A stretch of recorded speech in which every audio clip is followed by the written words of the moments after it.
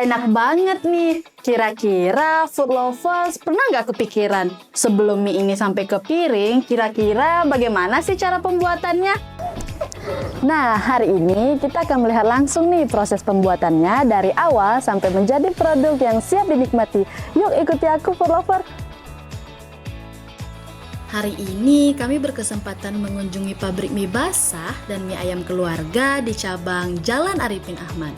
Perusahaan ini merupakan produsen mie yang merupakan pionir mie basah pertama di Pekanbaru yang sudah dirintis oleh orang tua pemilik sejak tahun 1962 di Jalan Ahmad Yani. Usaha ini didirikan oleh Bapak Saidi selaku orang tua dari Bapak Musbar pada tahun 1962 di Jalan Ahmad Yani. Nama mie Musbar sendiri diambil dari nama anak ketiga Bapak Saidi yaitu Musbar yang kemudian dijadikan sebagai identitas usaha keluarga yang tetap. Nah, food lovers, berawal dari usaha keluarga yang diteruskan secara turun-temurun oleh anak-anaknya, bisnis ini sempat berpusat di Jalan Raja Wali pada tahun 1990. Kemudian, Bapak Musbar mendirikan cabang mandiri pabrik mie basah di Jalan Arifin Ahmad pada tahun 2014, yang artinya kini sudah berjalan selama 12 tahun. Setiap produksi dimulai dari persiapan bahan baku utama seperti tepung terigu, protein tinggi, yang mana didatangkan langsung dari penyalur besar di Jakarta dan Medan, serta campuran air garam dan air soda. Nah, setiap bahan yang digunakan telah melalui proses seleksi sesuai standar perusahaan untuk menjaga kualitas produk yang dihasilkan. Untuk mie kuning sendiri digunakan pewarna makanan yang aman dan berizin. Sedangkan untuk mie ayam menggunakan tambahan telur murni tanpa pewarna sama sekali.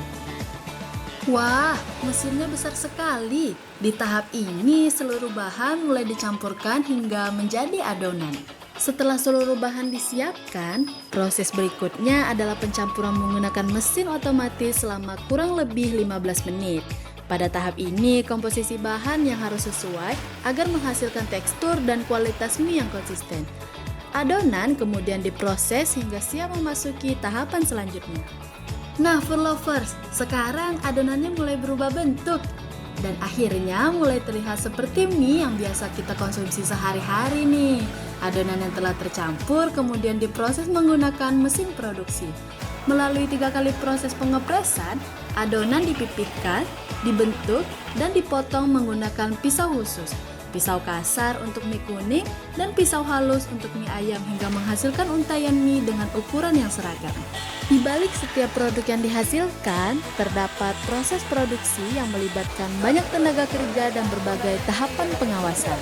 Dengan dukungan sekitar 23 orang karyawan aktif, perusahaan mampu menjalankan proses produksi setiap harinya.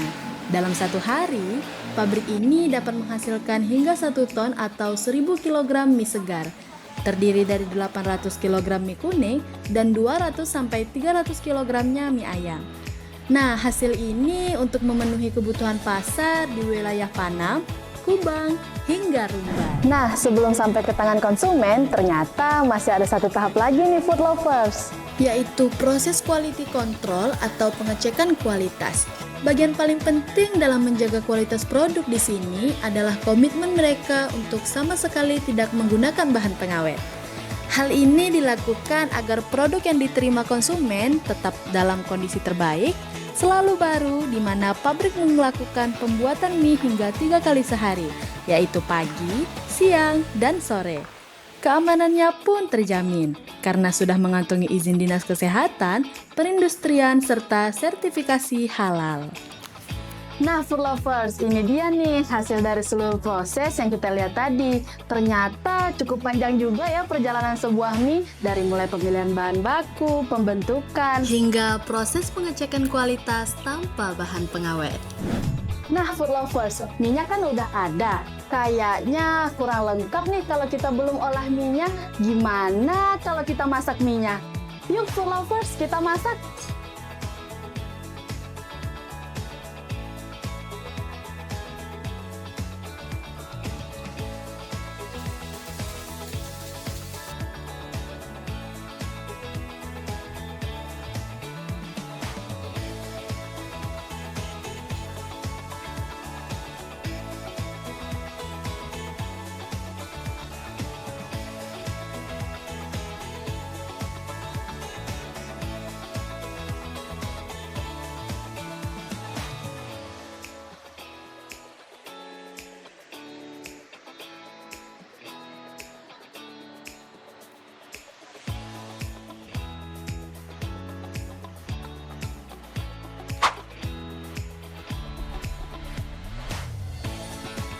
Nah, food lovers, hari ini kita udah melihat proses pembuatannya dari mulai pengolahan bahan baku hingga menjadi makanan yang siap disajikan.